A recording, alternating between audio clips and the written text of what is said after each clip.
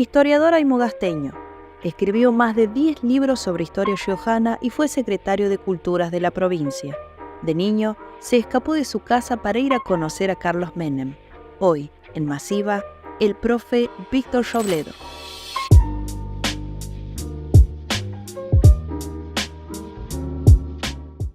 Bueno, historia. Cuando el productor propone hacerle la entrevista a usted, a mí no es que nunca me gustó la historia, nunca la estudié realmente.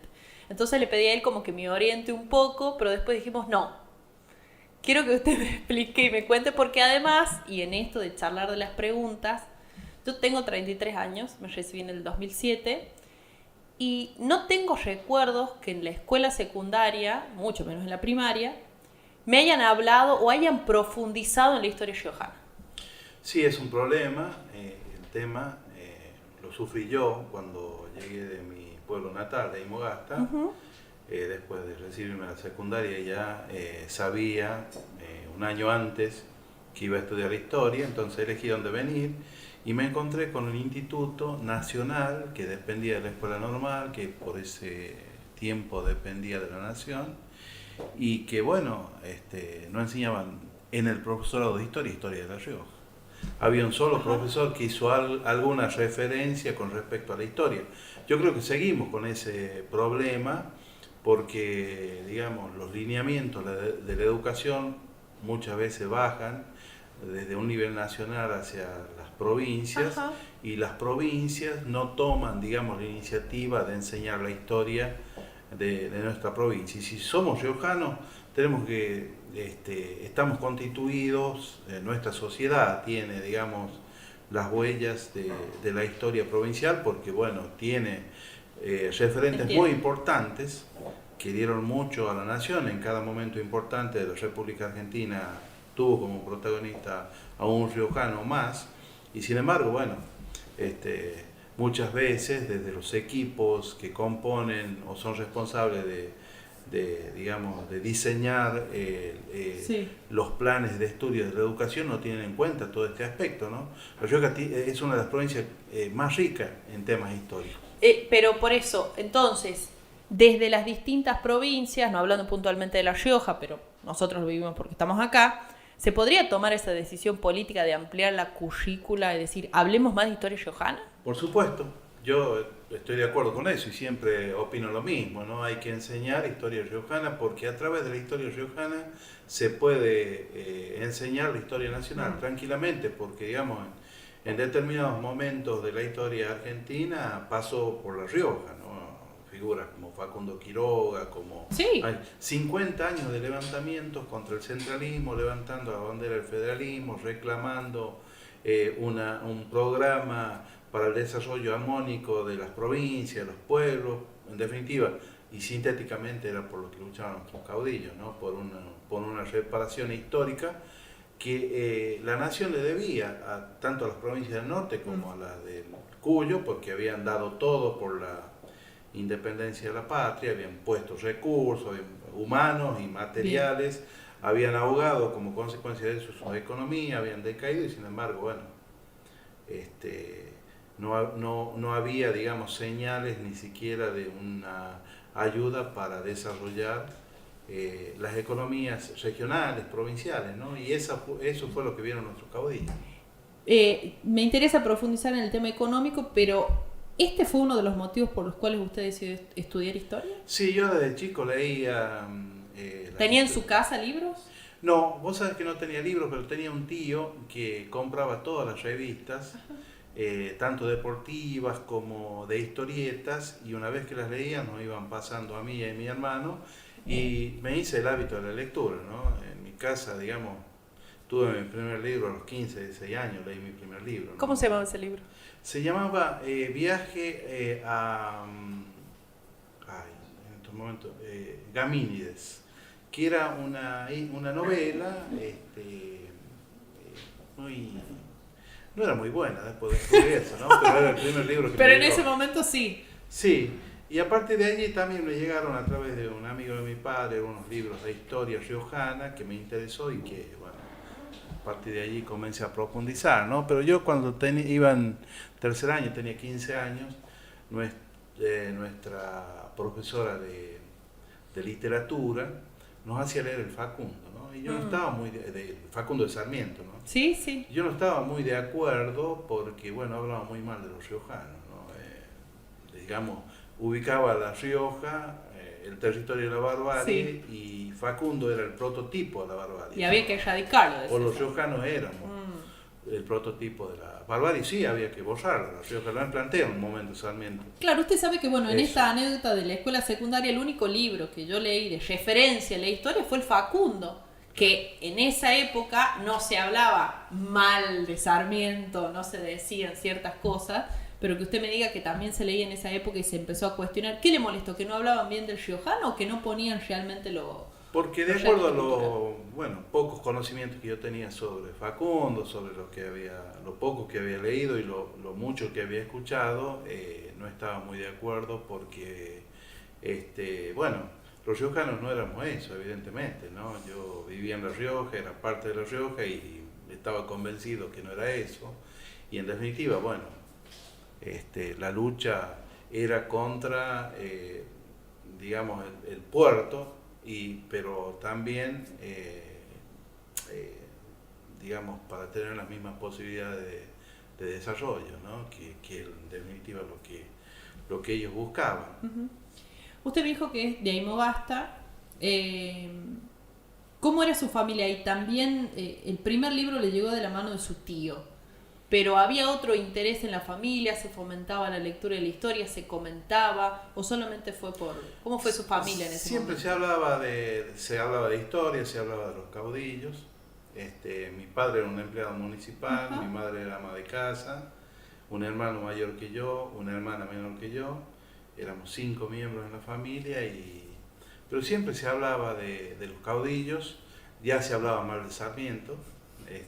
Cosa que después profundicé yo en mis estudios, ¿no? Por ejemplo, ¿qué aprendimos nosotros en la escuela de Sarmiento? Que era puntual en la escuela, nunca fue a la escuela, Sarmiento nunca pudo ir a la escuela, no era una familia clase media baja y los que iban a la escuela, que estaban en otras provincias, eran de las familias mucho más poderosas económicamente.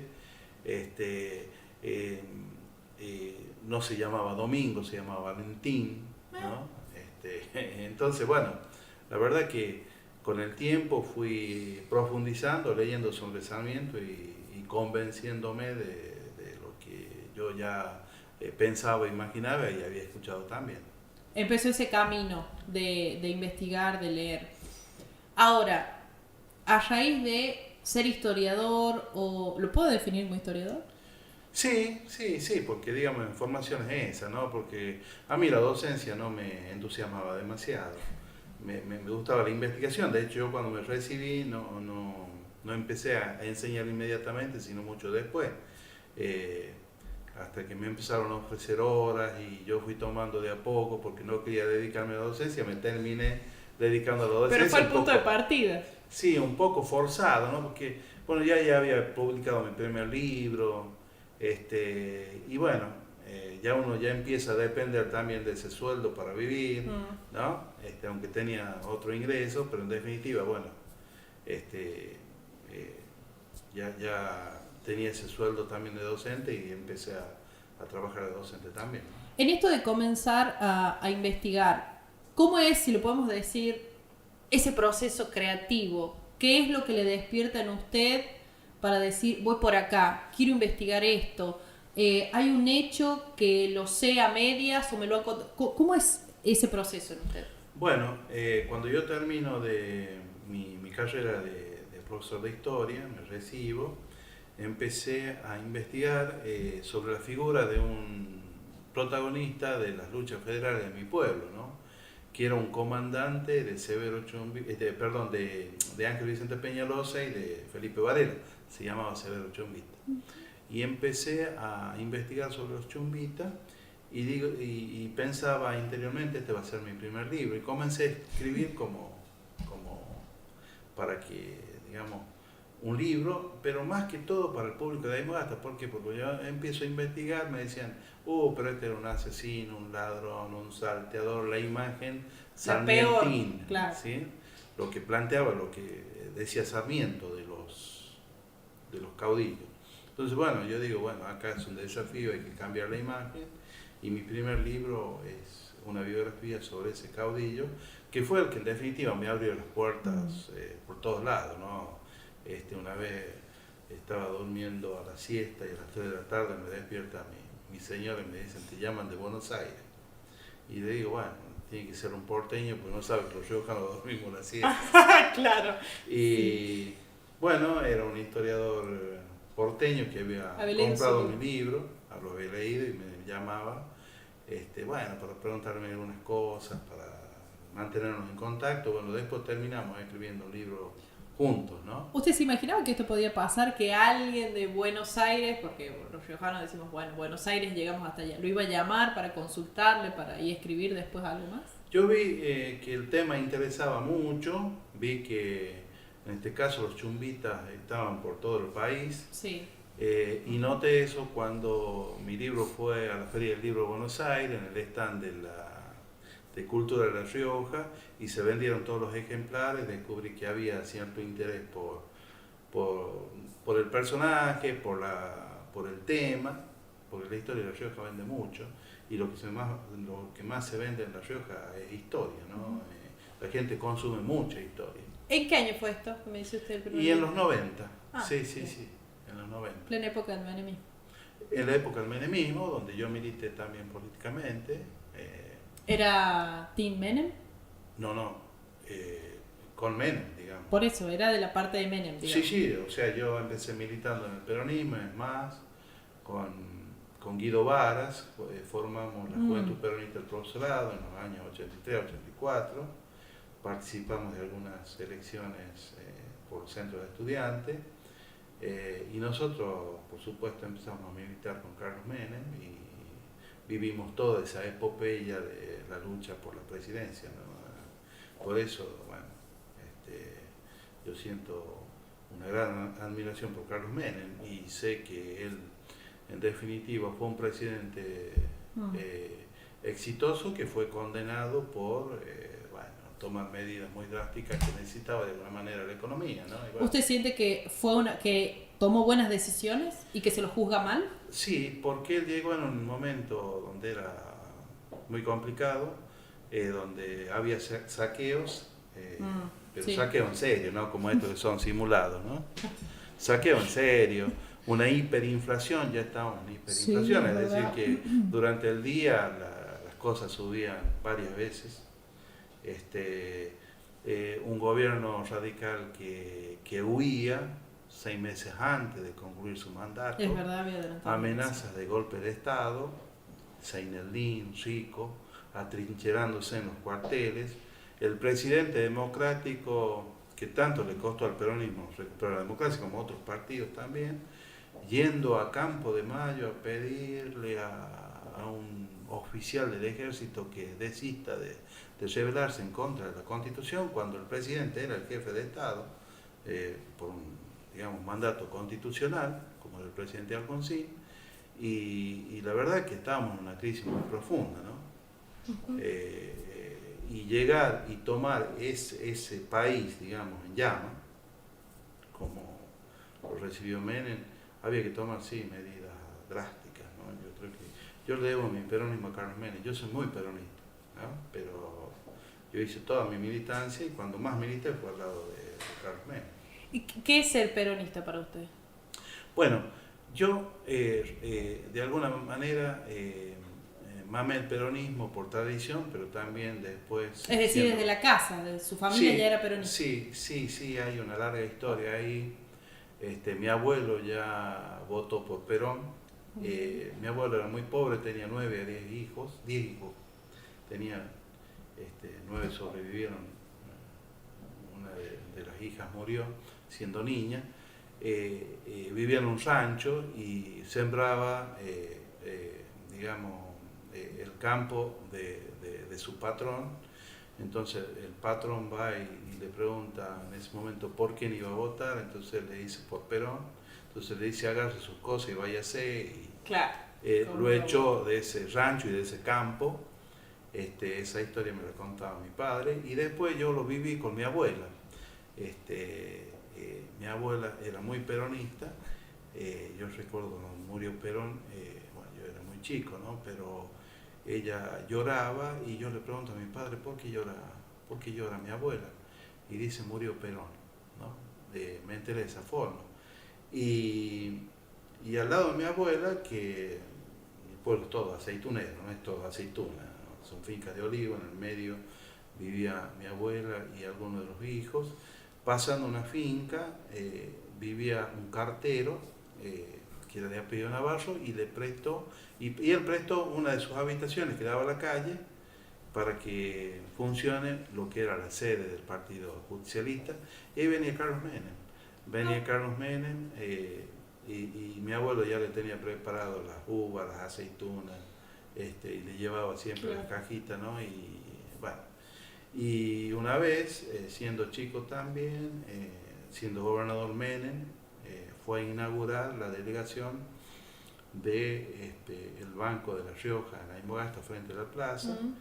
Y bueno, yo como ya sabía de Carlos Menem, era niño, pero me escapé de la casa de mi abuela, descalzo, con el torso desnudo, con un simple pantalón corto.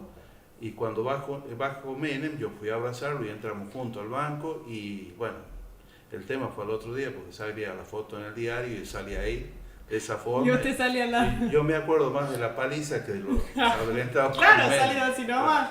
No digo porque en ese tiempo los padres tomaban represalias dándonos unos cuantos chirros, ¿no? Me pasó esa vez y me pasó otra vez que fue un conocido folclorista por ahí me iba pasando, que era Jorge Cafruna, que también me escapé de esa forma, ¿no? Pero no me contestó qué es ser peronista. Bueno, ser peronista es abrazar una idea, digamos, muy particular, ¿no? Que la diferencia de otros partidos políticos. Perón ya dice, en primer momento, el peronismo no es un mero partido político, sino un movimiento donde convergen distintas ideas, porque él, bueno, decía, aquellos de la historia protestan, aquellos de la izquierda protestan porque estos de la derecha están, y estos de la derecha protestan porque aquellos de la izquierda están.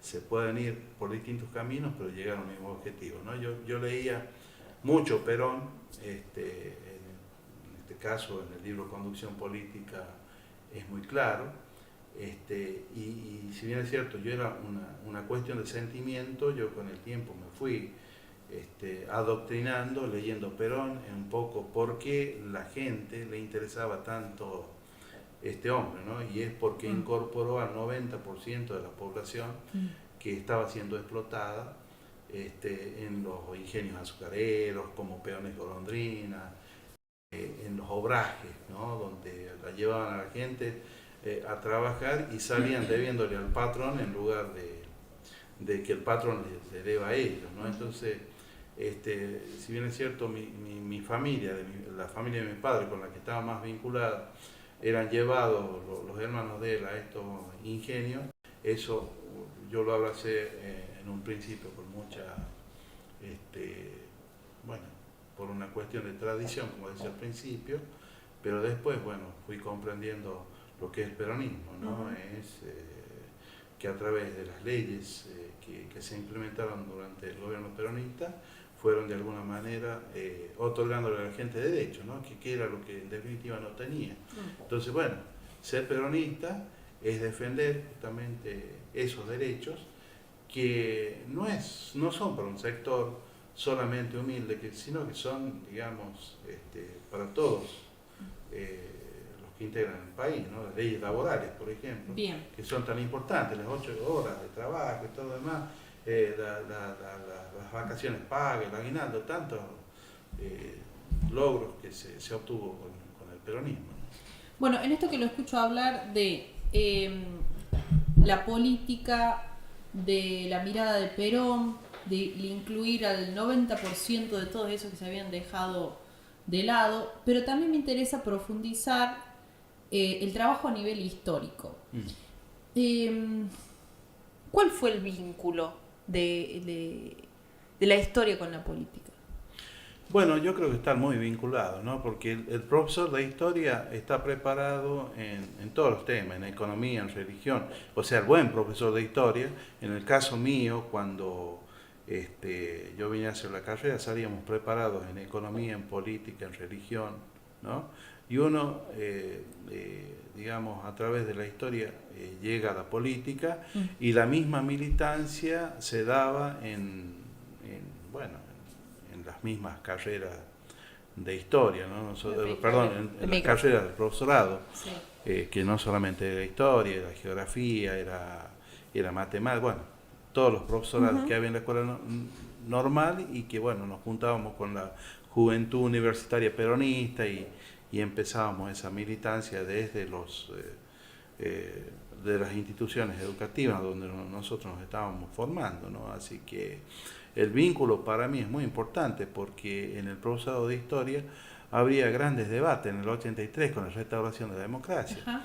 Yo tenía profesores que eran partidarios del gobierno militar y profesores que eran de ultra izquierda. Entonces se daba un debate muy rico que a uno lo obligaba a leer si no quería quedar fuera del sistema. Claro. Entonces, como yo venía desde el interior y me faltaba lectura, entonces bueno, empecé a leer sobre historia y política, que eran las dos pasiones que yo tuve y las que me formaron en definitiva, ¿no? ¿Se usa políticamente la historia?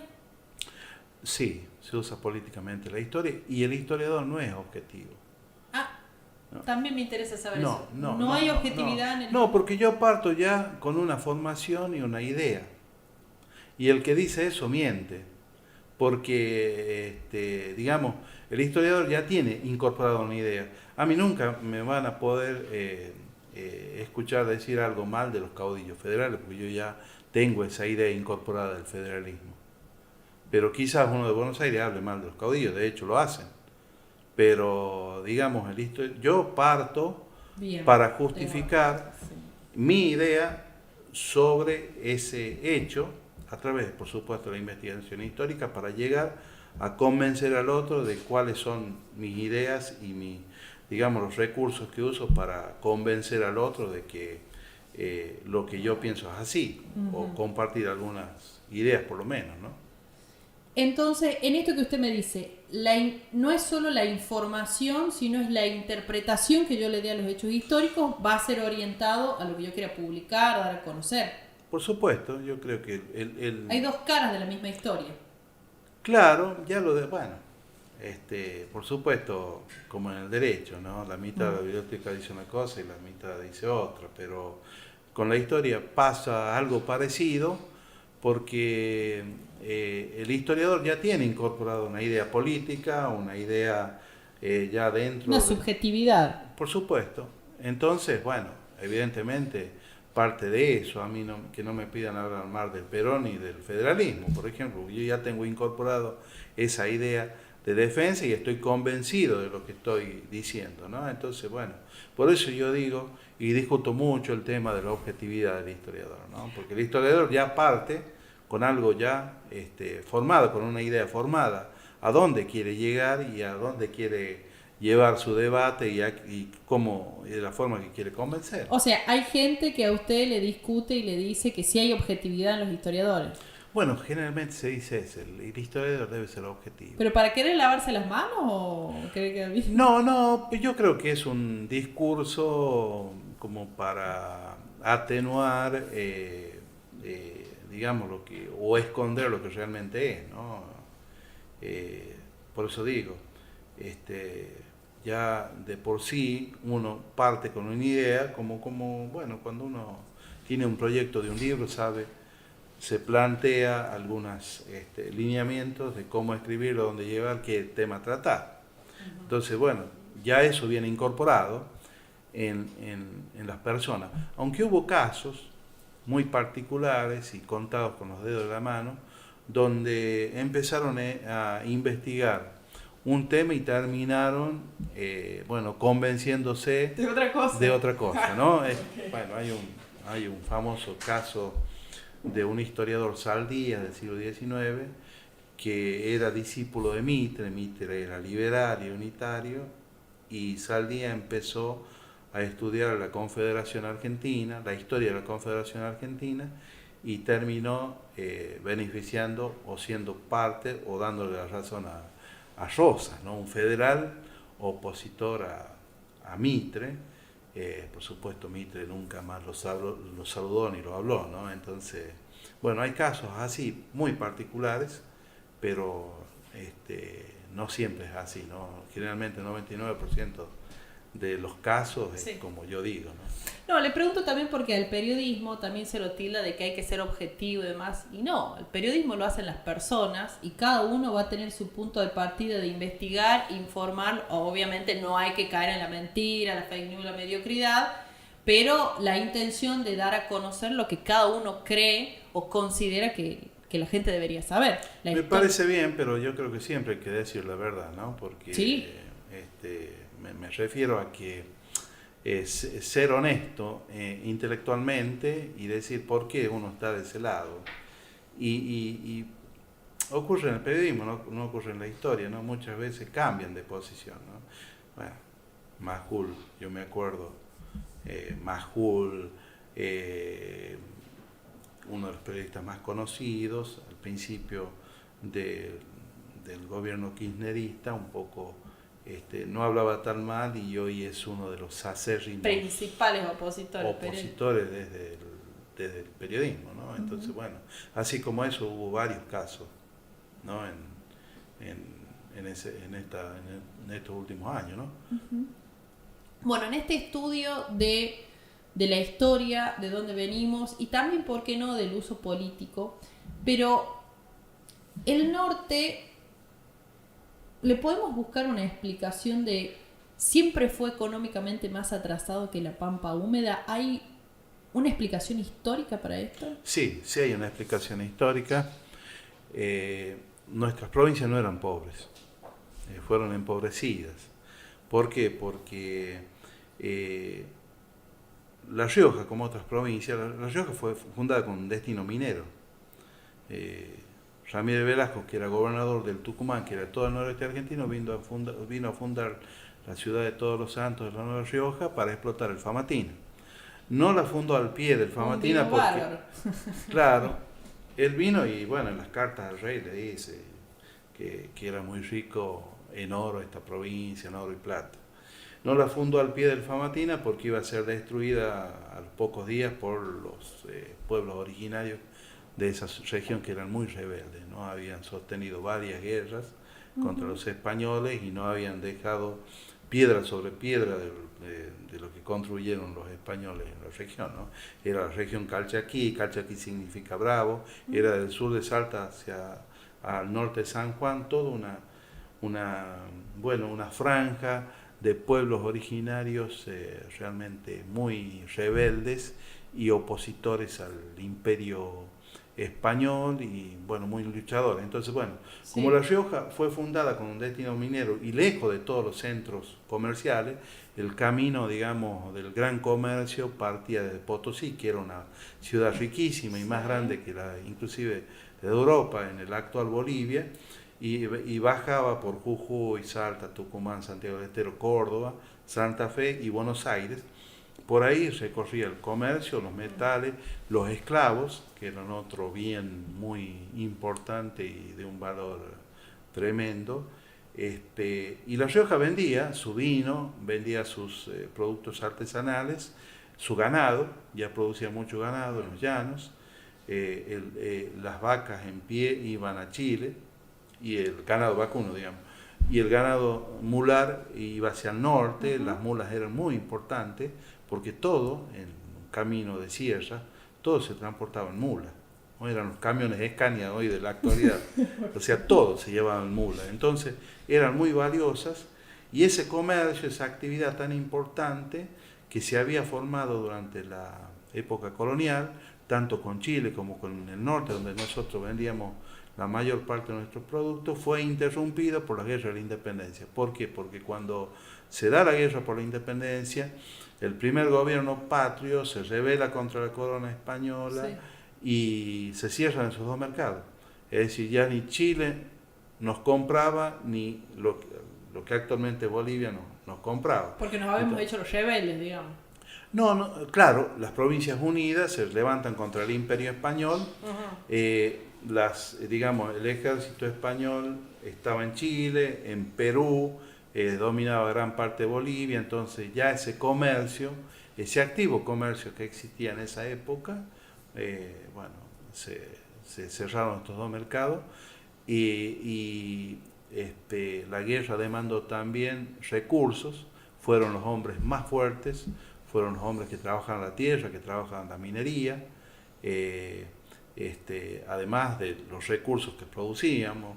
En La Rioja estuvo una de las dos fábricas de pólvora que llevaban a los ejércitos patrios, una estaba en Córdoba, la otra en La Rioja, por ejemplo.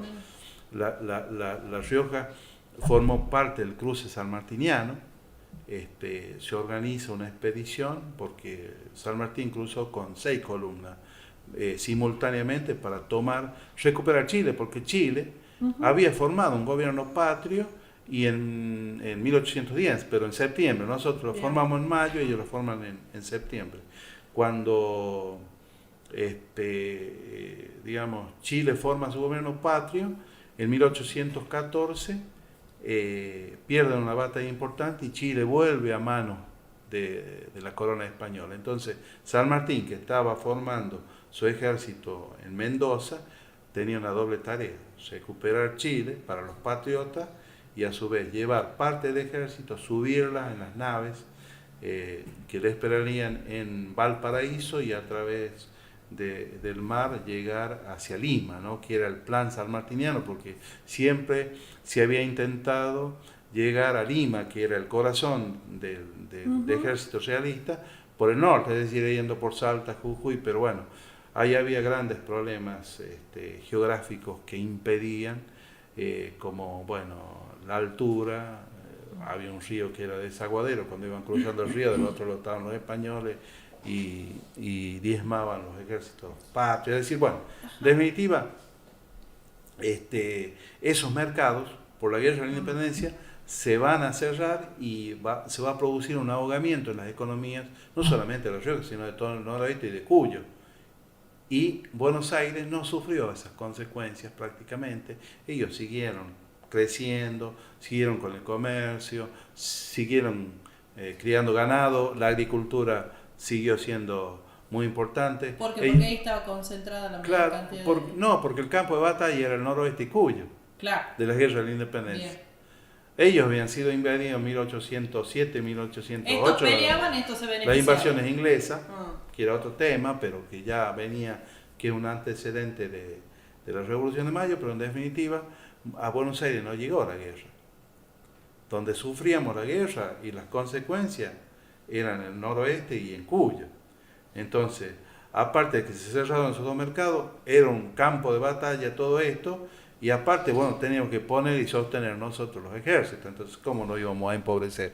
Aparte, bueno, a partir de entonces, nosotros, cuando digo nosotros, el noroeste y Cuyo, comenzamos a decaer económicamente y jamás pudimos recuperarnos de esa situación. Por eso yo digo, las provincias nuestras no eran pobres, fueron empobrecidas. O sea, todo lo que ellos tienen nos lo deben a nosotros y nuestros hombres y mujeres de esa época que pusieron el pecho, por decirlo así, para que hoy la Argentina sea. La independencia le debe de nuestro país le debe al norte y a Cuyo. O sea, una deuda histórica de todo. Y es el acto de reparación histórica que ya luchaban nuestros caudillos. Dice, si nosotros dimos todo por la independencia, si logramos que la patria sea libre, ¿por qué ahora tenemos que ser pobres y Buenos Aires tiene que ser rico? ¿Por qué no se distribuyen los recursos equitativamente, que tengamos las mismas posibilidades de desarrollo que la tuvo Buenos Aires o que la tuvo el mismo litoral? El mismo litoral, bueno, también fue perjudicado por Buenos Aires. La banda oriental era una provincia de nuestro país, y como era la única que le podía competir a Buenos Aires, pues tenía las mismas condiciones para puerto, para ser capital, porque ahí surgió el federalismo con Artigas, que condenaba el accionar de Buenos Aires. Bueno, los porteños hicieron todo lo posible para desprenderse de la banda oriental.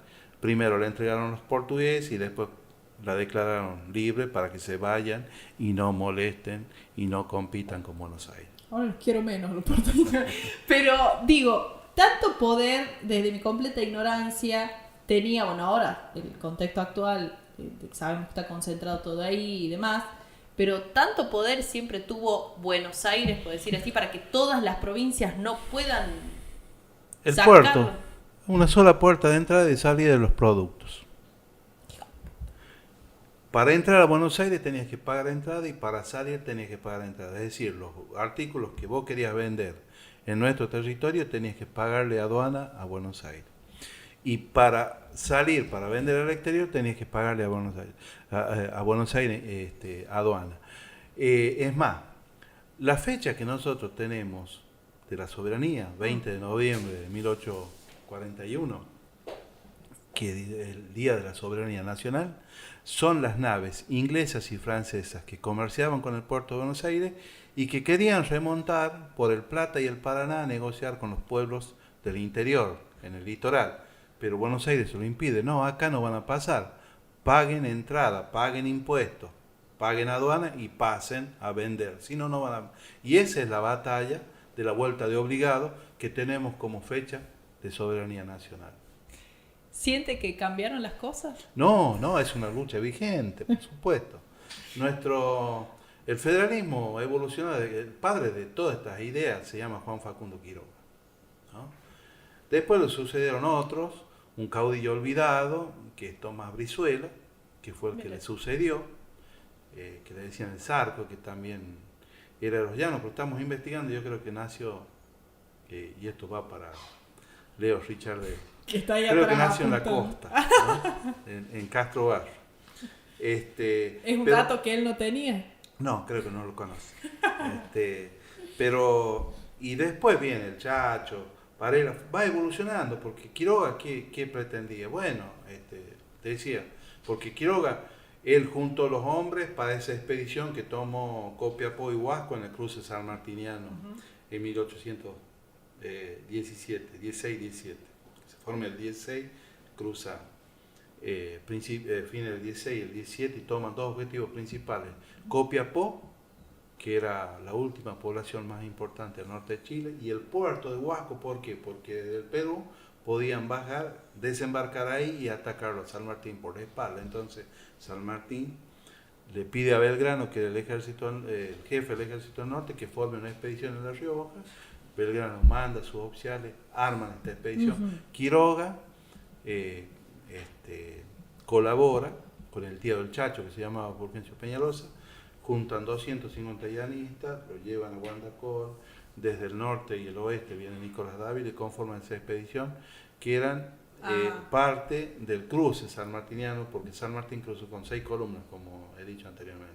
2 en el sur de Mendoza, Uspallata, que es el actual paso entre Mendoza y Chile, Los Patos, que iba por San Juan, el paso de Guana, que también era por San Juan, y la expedición riojana, ¿no? Eran 6 columnas que simultáneamente debían tomar objetivos. La Rioja tenía una muy importante, que era tomar ese último puerto y esa última población para evitar que los españoles desembarquen y ataquen a San Martín. Así que fue muy importante esa gesta, ¿no?, que llevó adelante la Rioja, que muy pocos las conocen también. Sí, bueno, ¿no? Todos estos datos que usted me está contando, esto de la fábrica de pólvora, de todo, o sea, la importancia de La Rioja en la historia, también tiene que ver con esto de, no le vamos a echar la culpa a los porteños de todo, pero a los actuales, pero en ese momento de haber dejado de lado a las provincias, también es invisibilizar el trabajo que han hecho para que hoy seamos el país libre que somos.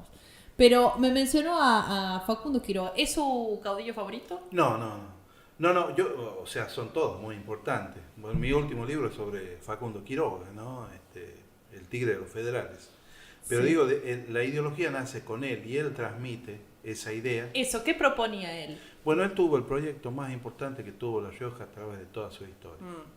Cuando se pierde el Potosí, es ocupado por las fuerzas realistas, en Potosí que se obtenía mucha plata, ¿no? Metal, plata y un poco de oro, pero ahí se acuñaba la moneda que circulaba por el comercio de toda la región, de todo lo que era el virreinato del Río de la Plata, ¿no? Es decir, la actual Argentina, más parte de Bolivia y la banda oriental. ¿Esto cuándo? Fecha. Esto es durante la Guerra de la Independencia, 1810, cuando Buenos Aires decide hacer esa revolución, que fue porteña, 1810, digamos, ¿no? Rebelarse contra la corona española, parcialmente, ¿no? Porque algunos decían que era momentáneamente, otros ya iban más a fondo, dicen, no, esto no tiene vuelta, pero otros pensaban en que, bueno, por el momento sí, y después que Napoleón se retire del territorio español, volvemos a depender de España. Entonces, cuando se da la Guerra de la Independencia, porque bien se constituye la primera Junta de Gobierno, envía el primer ejército patrio hacia el norte, que estaba encabezado por un riojano, el primer general argentino, que se llamaba Francisco Antonio Ortiz de Ocampo, ¿no? Ya había un riojano en la Revolución y ya encabezaba la primera fuerza, que después, yo digo siempre, Ortiz de Ocampo puede haber sido San Martín o Belgrano, porque es ese ejército que después iban a dirigir tanto Belgrano como San Martín, que empezó siendo conducido por este riojano, Ortiz de Ocampo, que es considerado el primer general argentino, ¿no? Cuando él llega a Córdoba, Córdoba estaba rebelada en contra de la primera junta, no estaba de acuerdo con lo que habían hecho en Buenos Aires, y entonces ahí llega Ortiz de Ocampo y le ordenan desde la primera junta fusiló a todos los cabecillas que habían en esa rebelión. Ortiz de Ocampo se opone, o sea, se niega a fusilarlo porque ahí estaba Santiago de Liniers, que era un francés al servicio de la corona de España, que había sido virrey y que había sido héroe de las invasiones inglesas, ¿no? Él había sido el jefe de la fuerza que habían echado, digamos, los ingleses del Río de la Plata, y Ortiz de Ocampo, que formaba parte del regimiento de los arribeños porque eran del norte, había sido su subalterno y tenía una gran admiración por Liniers, y se niega a fusilarlo a Liniers, que estaba entre los rebeldes en Córdoba. Estaba Gutiérrez, el gobernador Gutiérrez, estaba el obispo Orellana, estaban todas las instituciones rebeladas en contra de la primera junta. ¿Y por qué se niega? Justamente por una cuestión ética. Él había sido su jefe, se sentía admiración y dice, yo no voy a fusilar a Liniers, pero después la Junta lo manda a Juan José Castelli, que era uno de los vocales de la Junta, y él cumple el mandato a pie de la letra, lo fusila todo, menos al obispo Orellana, porque alguien le dice, mire, si fusila un obispo, se va a tirar el pueblo en contra, porque el pueblo es muy creyente, católico, entonces si usted mata a un cura, en este caso el obispo, se va a tirar todo el pueblo en contra, ¿no? Pero regresemos a Facundo, lo que él proponía, su idea. Bueno, la idea de él siempre fue desarrollar La Rioja. El proyecto de él era la Casa de la Moneda, porque habíamos dicho que perdimos Potosí, porque lo ocupan los realistas. Ya no teníamos dónde acuñar moneda, y la única provincia con posibilidades de acuñar moneda que tenía era La Rioja, ¿no?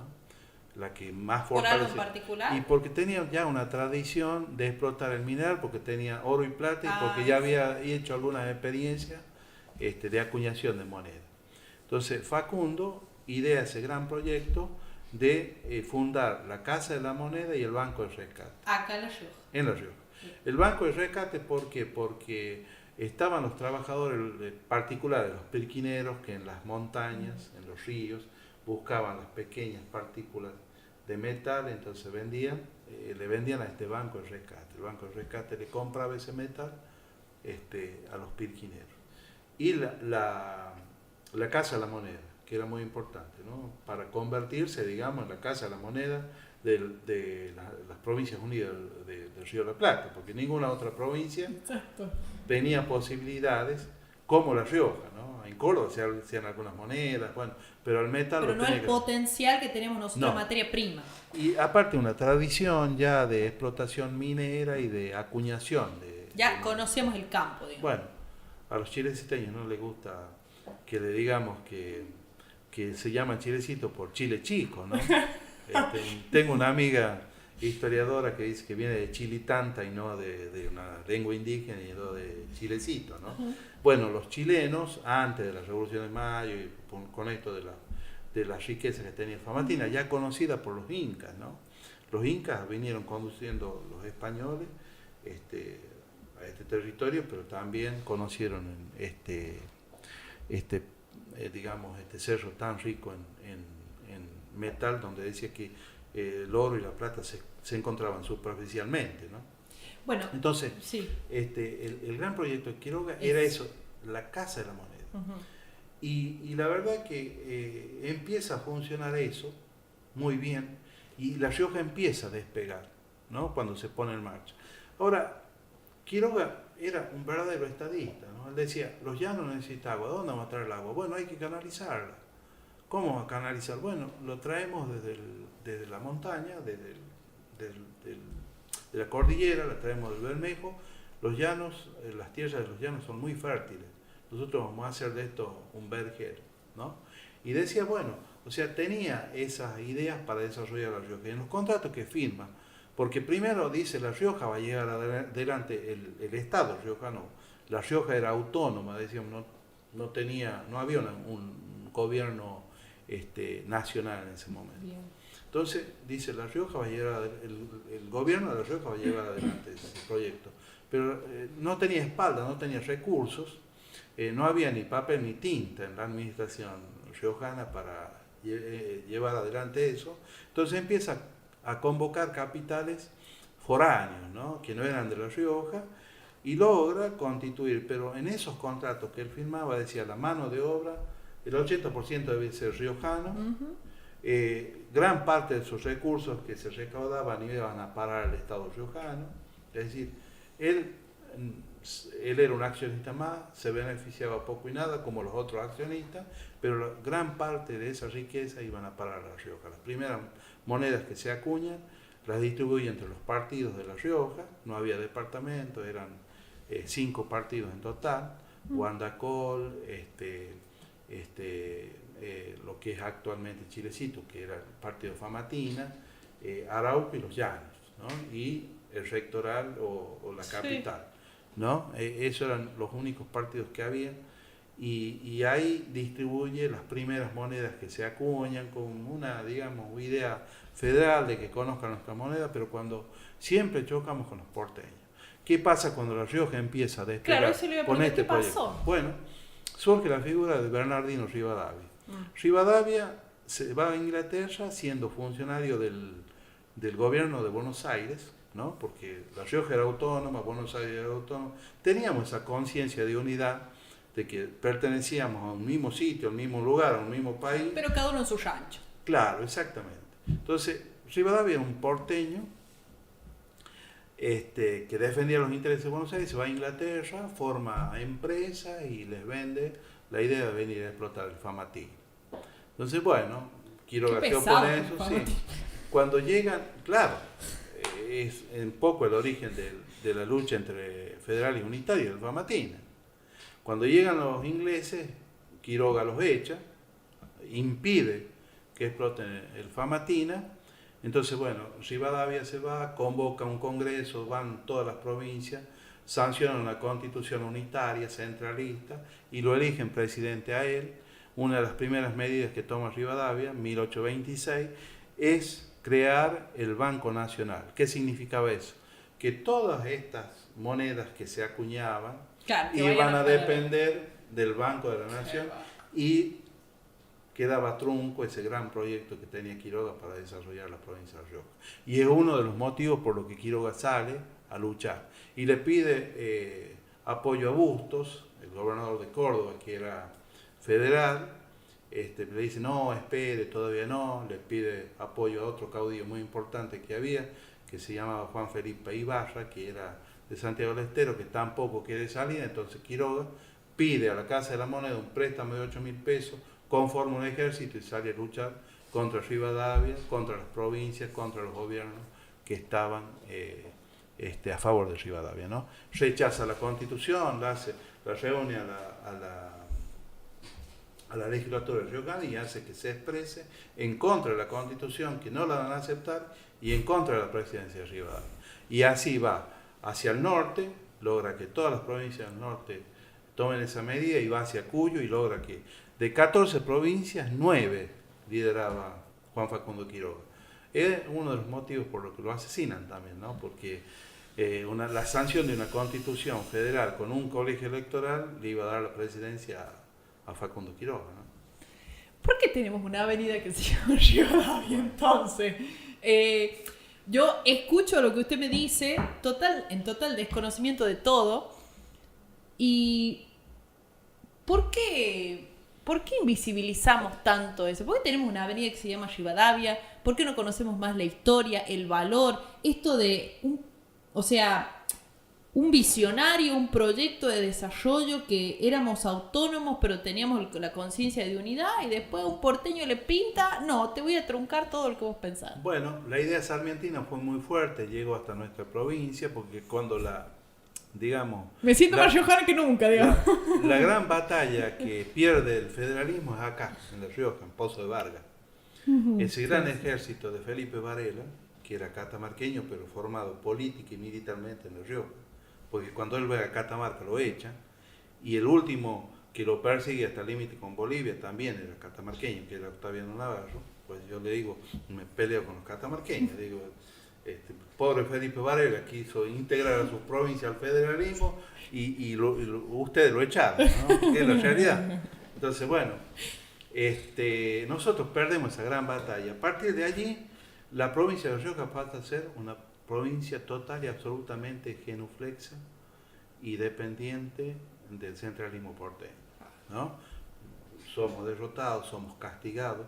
Los discursos de Sarmiento, cuando él era presidente, o cuando era ministro de Sarmiento presidente, de su ministro Nicolás Avellaneda, que después iba a ser, sí, son tremendos. Dice, para desbarbarizar La Rioja, a estos bárbaros le enviamos escuelas para que se formen, porque son, bueno, nos decían de todo, ¿no? Están en los documentos oficiales, ¿no? La Rioja era lo peor de lo peor, porque se había revelado durante 50 años, ¿no? Habían resistido, 2 de sus líderes habían sido asesinados cruelmente, tanto Facundo como el Chacho en esa lucha, y después de esa derrota viene esa idea de Sarmiento fuerte, hasta el punto que nuestros departamentos eran todos los enemigos de Facundo.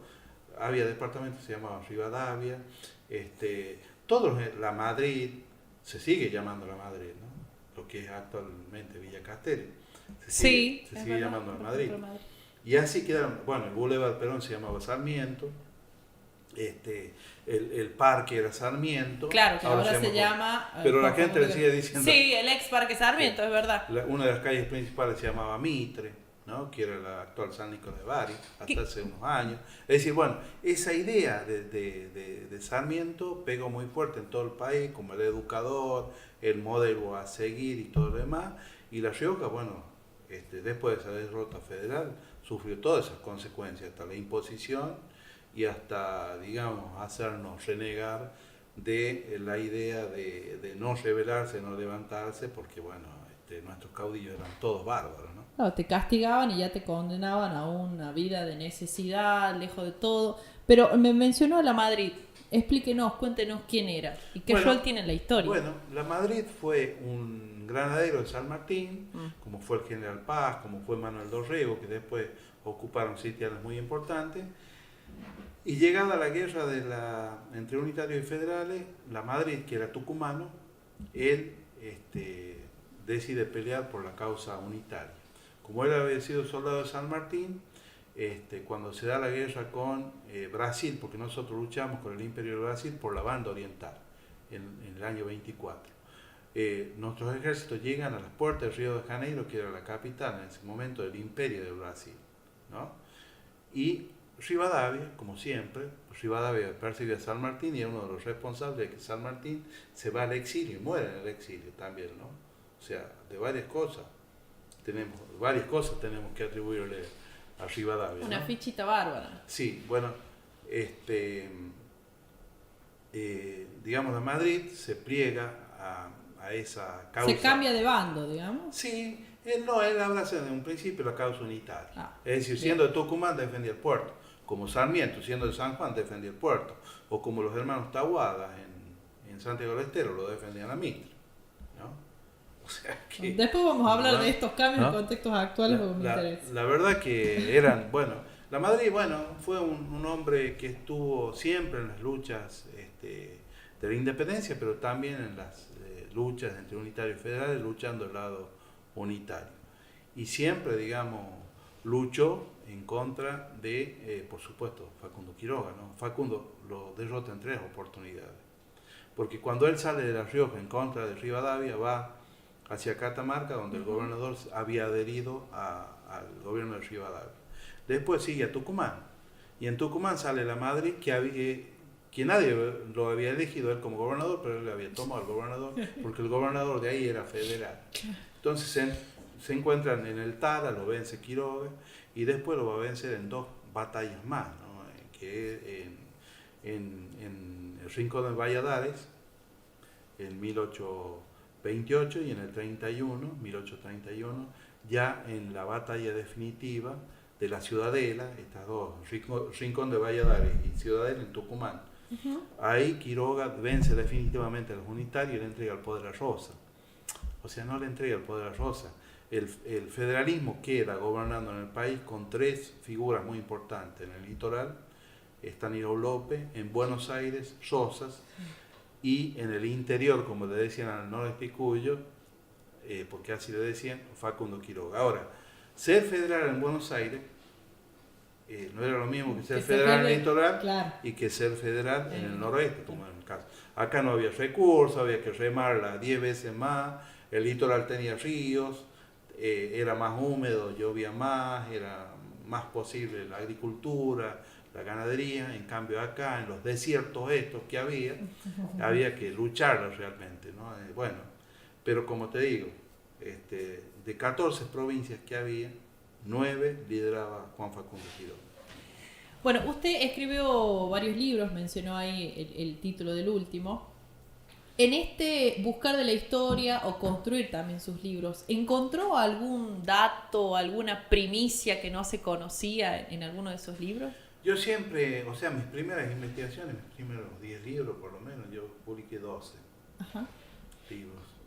Fueron sobre temas que no se habían escrito casi nunca, o había referencias muy vagas de algunas personalidades. El primer libro mío que yo escribí, como te dije al principio, es justamente sobre un caudillo muy importante que era regional, que era Severo Chumbita.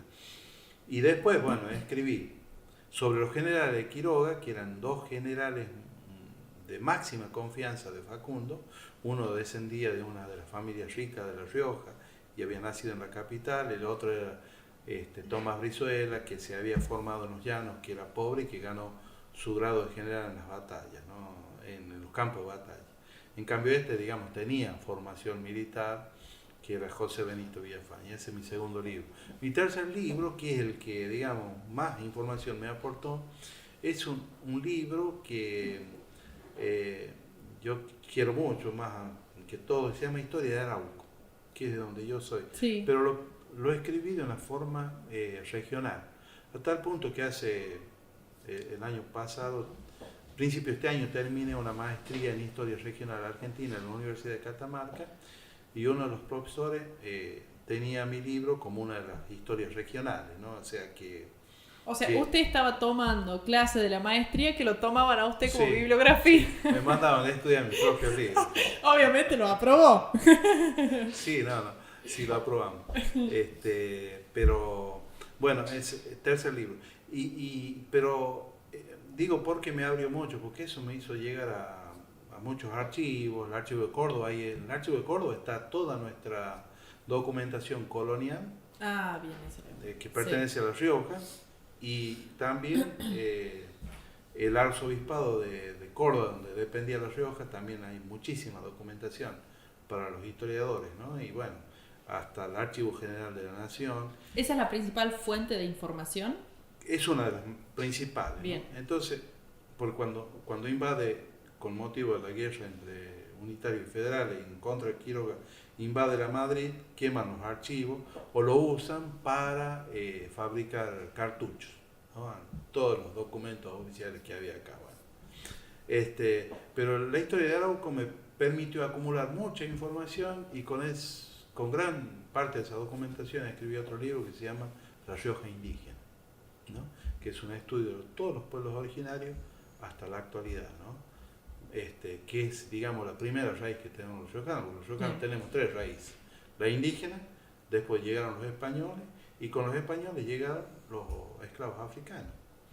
La Rioja tuvo en 1814 un 43% del total de la población era descendiente de los esclavos de África, afrodescendientes.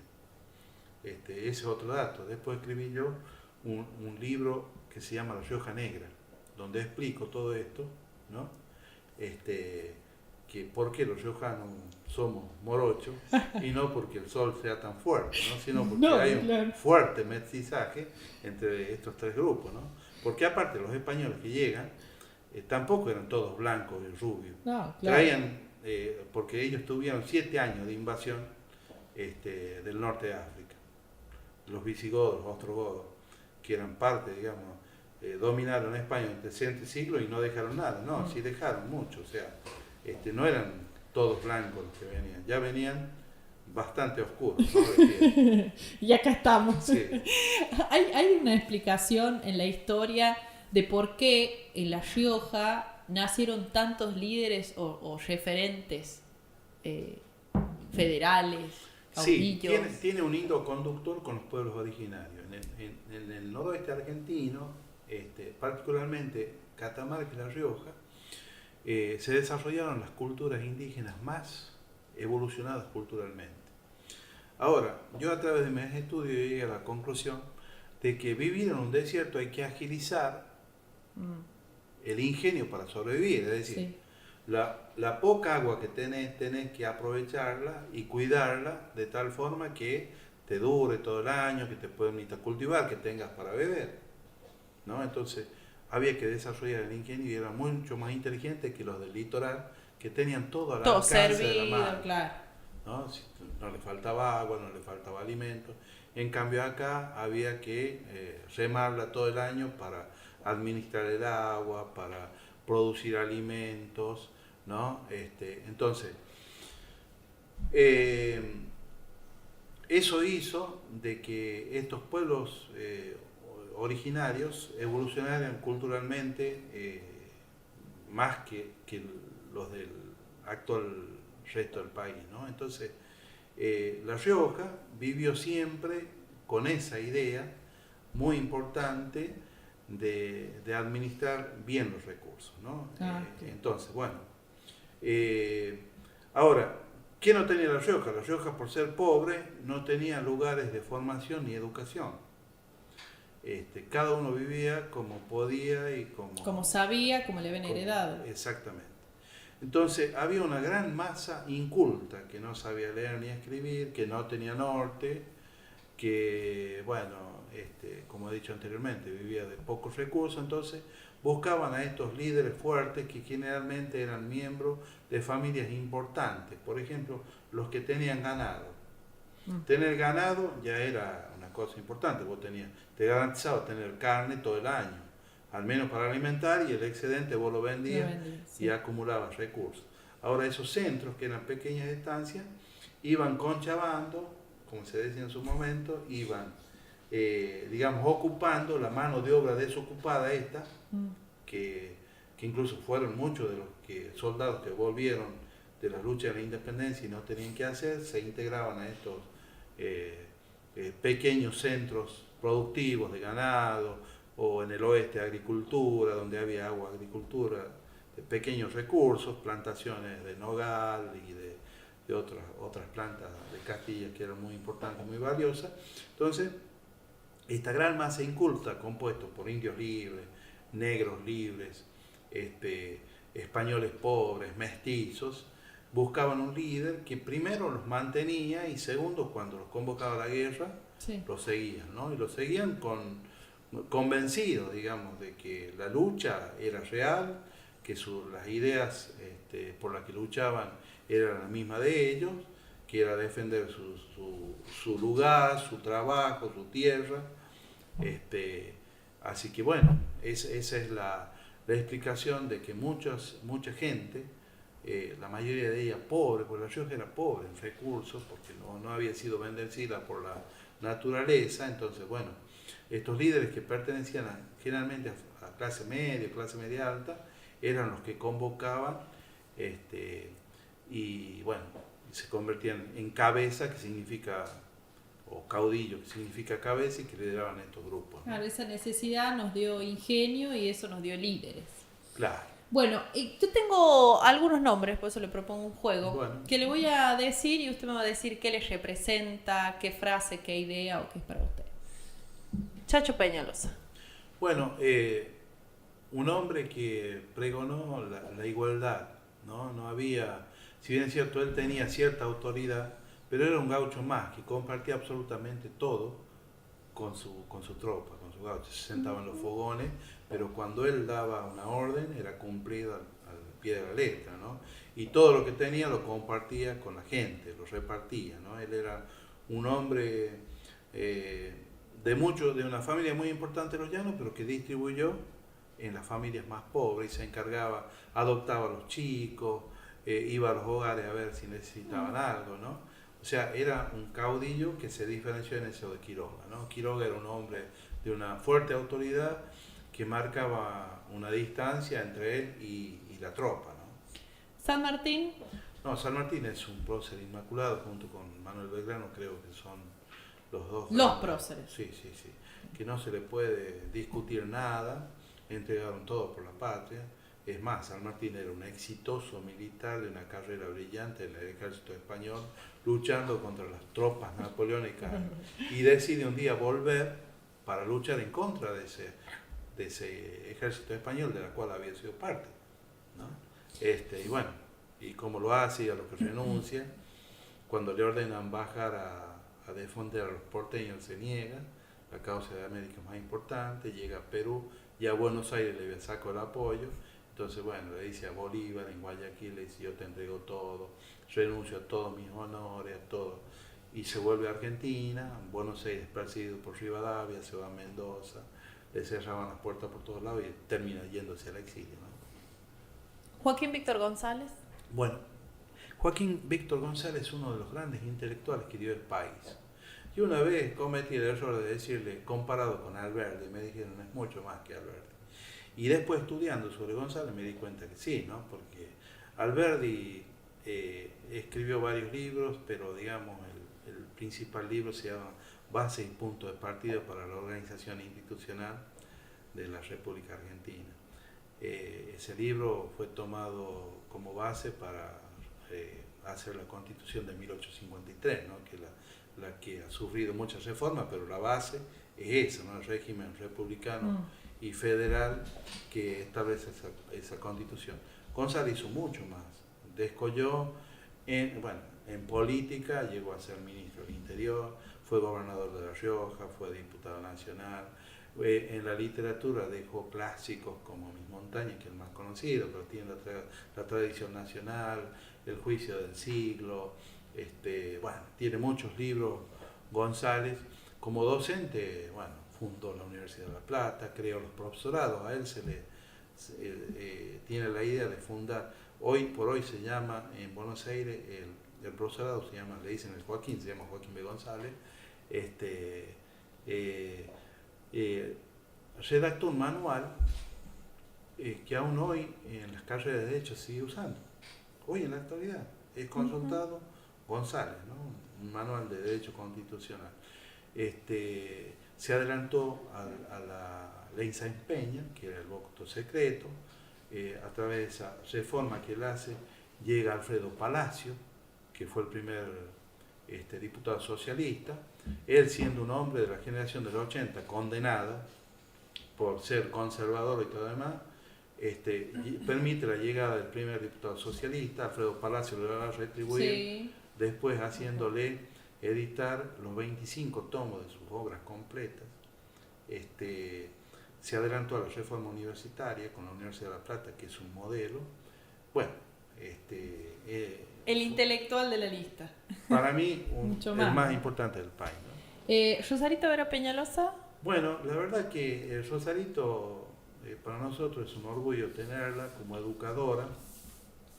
No fue la creadora de los jardines de infantes en el país, pero sí en La Rioja, y ella fue una de las precursoras, ¿no?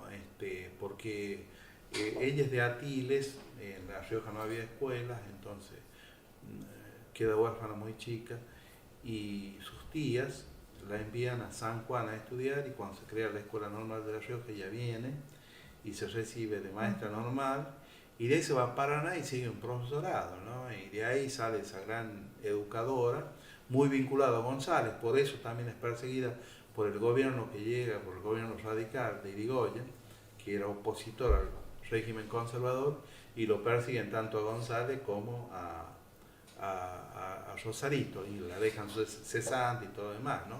Pero bueno, es reivindicada recién en los años 70, Sí. ¿no? Como maestra de la patria, y como educadora, una grande. Uno va al Instituto Bernasconi en Buenos Aires, en un museo, y están todas las cosas que ella creó, ¿no? Para usar como medio didáctico para transmitir la educación, ¿no? Algo me mencionó de esta persona al comienzo, pero Juan Domingo Perón. Bueno, Perón fue el que yo creo que la gran revolución argentina fue la de Juan Domingo Perón, porque él incorpora a más del 90% de la población argentina que estaba siendo explotada. La Rioja fue siempre expulsora de su población, ¿no? Porque al no tener posibilidad, no tener recursos, hasta hace poco no teníamos universidad, era una universidad provincial en los años 70 y 80, provincial. O sea, quienes tenían derecho a la educación universitaria eran unos pocos, los que tenían recursos, los que podían mandar a su hijo a Tucumán, a Córdoba u otra provincia donde hubiera universidad. Entonces, bueno, Perón crea la universidad tecnológica para los obreros, y la pone en horario nocturno para que puedan asistir. Bueno, o sea, esas cosas realmente, bueno, todo el tejido de leyes y de derechos que le dan a los trabajadores es muy importante, y termina, bueno, con esa explotación de la gran mayoría de los argentinos que existían en su momento, ¿no? Los grandes propietarios explotaban esclavizaban prácticamente a la población, ¿no? A la gran mayoría de la población, y los condenaban a la pobreza, a no tener acceso a la educación, porque bueno, trabajaban de sol a sol y dependían él y su familia de ese patrón, ¿no? Del carácter del patrón, si estaba de buen humor o no, para que le dé de comer o no, ¿no? Era tremendo. Entonces yo creo que Perón terminó con eso, nos dio derechos, nos dio posibilidades, y la verdad que bueno, eso cambió totalmente la Argentina. Bueno, volviendo un poco a lo que es el estudio de la historia en sí. ¿En qué momento un hecho pasa a ser histórico? O sea, ¿quién decide qué es historia y qué no?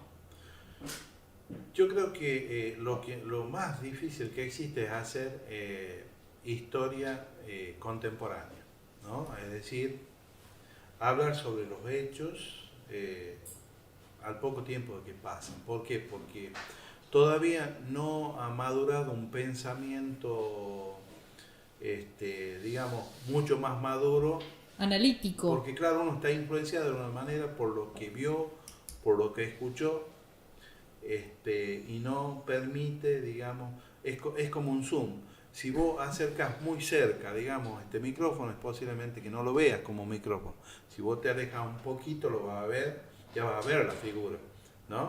A lo mejor no sea el mejor ejemplo, porque un telescopio te permite ver, bueno, acercándote. Bueno, pero digamos, cuando vos estás muy cerca, no te permite ver el panorama, es decir, el árbol no te permite ver el bosque. Es decir, Entonces, hace falta una gran distancia en el tiempo. no gran distancia, pero sí que baje el tema de las pasiones que generalmente suceden. Es lo que pasa con Menem ahora, ¿no?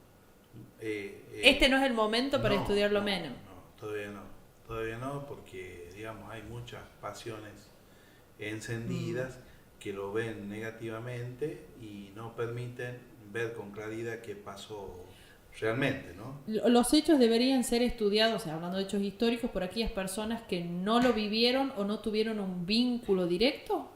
Menem podría ser estudiado, por ejemplo, de acá a 80 años. Yo creo que dentro de 80 años va a ser visto totalmente diferente a lo que se lo ve ahora y con mayor claridad y sin pasión, es decir, Bien. o sin tanta pasión, ¿no? Yo lo digo como historiador, ¿no? Es difícil analizar de acá a 30 años para atrás, por ejemplo, ¿no? No es lo mismo analizar el siglo XIX que analizar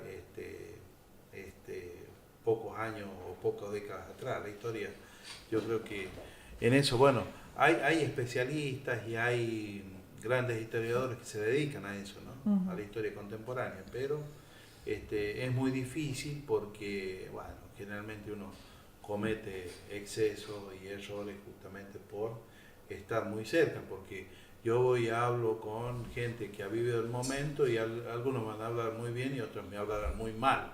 Entonces, bueno, si bien es cierto, esa es la tarea del historiador, de tomar las dos posiciones y analizar y, digamos, unificar criterio y expresar su pensamiento, que es lo que hace en definitiva el historiador, tomando todos los elementos, analiza y cuenta la historia como la vio, como le parece o como cree que es la cosa. Entonces, bueno, la verdad que lo mismo que el historiador, ¿no? El historiador joven, si bien es cierto, hay muchos historiadores jóvenes con mucho ímpetu, pero bueno, con los años uno Va madurando esa forma de exactamente, analizar. la historia es de fruto maduro y el historiador también es de fruto maduro, ¿no? Los pueblos, ¿aprenden de su historia? Yo creo que sí. La historia no es una ciencia muerta. La historia sirve para no tropezar con la misma piedra, es decir, para comprender el presente y proyectar el futuro. Es decir, che, si en el pasado ocurrió esto, ¿no? No permitamos que nos pase en el futuro, o no permitamos que ahora nos suceda. Es decir, bueno, hay que recoger la historia, traerla al presente, analizarla, para proyectar también el futuro, ¿no? Para eso sirve la historia. No es que es un cuento del pasado, es un cuento vigente y que nos permite, bueno, una mirada para adelante, ¿no? Al comienzo de la entrevista, en realidad cuando me estaba contando toda esta la historia del norte, el centralismo y demás, hablamos de que había tucumanos que defendían los porteños. Hace poco fueron las PASO y por ahí nuestro país siempre tuvo una mirada más social, educación pública, salud pública y demás, pero ganó Milei, un personaje de derecha que, si bien en estos días ha ido cambiando el discurso, plantea algo totalmente diferente de lo que venimos estando acostumbrados. Yo creo que no ganó Milei, ¿no? Ganó el cansancio de la gente, a veces la impaciencia.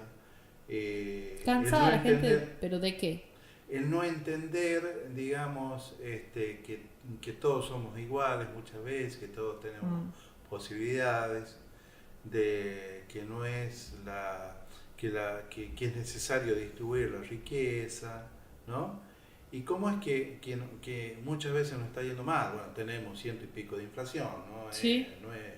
No es cómodo ese papel para la gente, o sea, la devaluación de la moneda, la crisis, la gente es impaciente, ¿no? Quiere soluciones al momento, quiere vivir mejor, y eso hace que, bueno, la política entre en crisis, ¿no? La política es una herramienta que sirve para cambiar la realidad de la gente.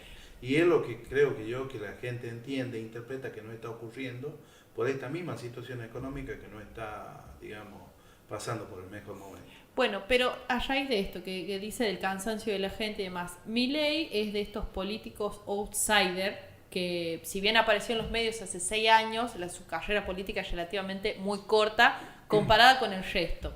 ¿Pasó históricamente esto alguna vez antes en nuestro país también, que tenga como esa relevancia un político que viene no de la casta política? Bueno, lo que pasa es que hay que analizar también, la ley de desempeño nos dio el voto secreto, antes era cantado, el patrón llevaba a su obrero y se paraba al lado y decía, usted va a votar por tal lado, y bueno, o sea, eso cambió la realidad del desempeño, pero no totalmente, porque eran solamente los hombres los que votaban, ¿no? Las mujeres recién van a votar a mediados del siglo XX por impulso de Eva Perón, ¿no? Que le da la posibilidad de votar.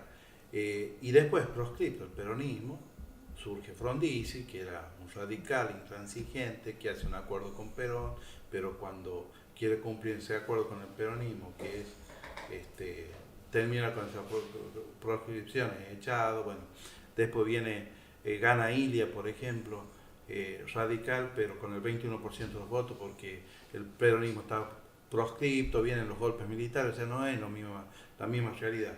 Pero en estos 40 años de democracia que llevamos, es decir, desde el 83 sí, hasta el 23, siempre surgen estas figuras. Yo recuerdo de Narváez, que no lo conoció nadie, le gana al que había sido presidente de la Nación, al que había sido presidente de la Nación, que era Néstor Kirchner.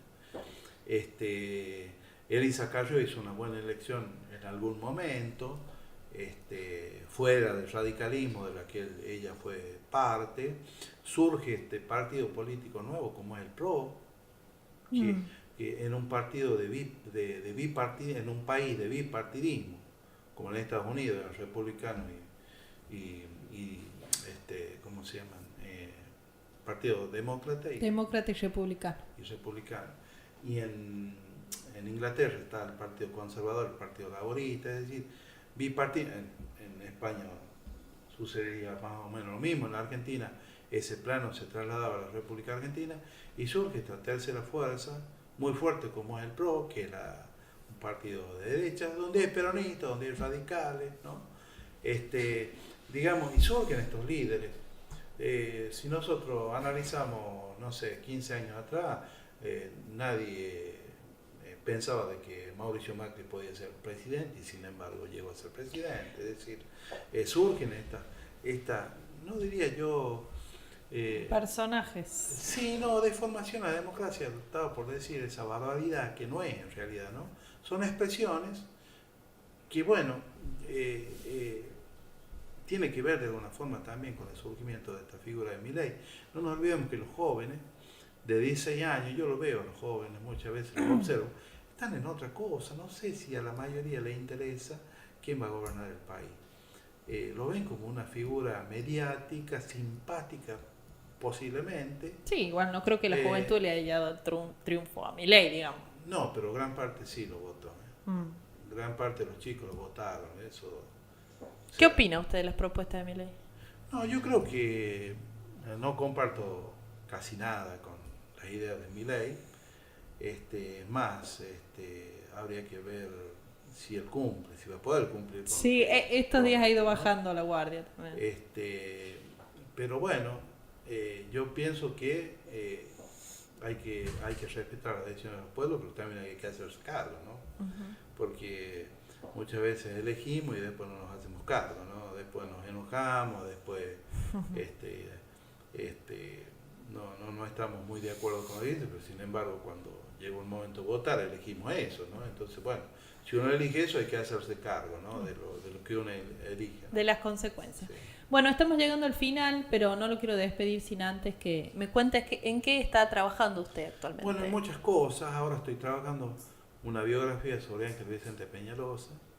Estoy trabajando en la tesis de la maestría que terminé hace poco en la Universidad de Catamarca, que es sobre las montoneras. También hice algunos trabajos sobre la arriería, que era, bueno, los arrieros que llevaban el ganado en pie a Chile, el contacto tan importante que tuvimos con Chile, ¿no? Hasta mediados del siglo XX. Y después otro tema que me interesa es el éxodo, ¿no? riojano, que se dio desde finales del siglo XIX, principios del XX, hasta los años 70, ¿no? Hubo un gran éxodo que seguramente, si esa población que se fue hubiera tenido acogida en la provincia, es decir, fuentes laborales y todo lo demás, seguramente la Rioja hubiese sido otra, ¿no? Con más población y más desarrollada, y no la Rioja que tenemos ahora, ¿no? Que bueno, no estoy desconforme, quiero a mi provincia, pero digo, el crecimiento quizás hubiese sido otro. Con todo lo que usted me contó hoy, quiero más La Rioja todavía. Ah. Como que... Bueno, para algo sirve, entonces ¡no! La historia para algo sirve, ¿no? Siempre me gusta, me gusta mucho La Rioja, amo mi provincia, pero con toda la historia que me cuenta de la lucha, de que a pesar de todo seguimos y por qué históricamente estamos tan siempre dejados de lado, bueno, estoy más riojana que nunca. Bueno, al final de las entrevistas, nosotros les regalamos a los invitados un cuaderno con una frase. Bien, perfecto. Yo invito a que lea la frase y reflexione, a favor, en contra, qué opina. Bueno, los pueblos que olvidan su historia repiten la historia. Bueno, es una frase muy común, están condenados a repetirla, ¿no? Yo creo que hay que tener muy en cuenta la historia. Es como no tener historia es un pueblo sin raíz. Ajá. ¿Qué pasa con un árbol cuando no tiene raíz? Se cae. Sí. Y es no respetar a las generaciones, porque nosotros somos, hoy en la actualidad, vos, yo, somos los que somos, por muchas generaciones que pasaron y hicieron el esfuerzo para llegar hasta donde somos, a llegar hasta hoy a través de nosotros. Entonces, la historia yo creo que es fundamental para comprender lo que somos ahora y también para diagramar o proyectar el futuro. Gracias, Víctor, por venir y por contarnos tantas cosas. Gracias a ustedes.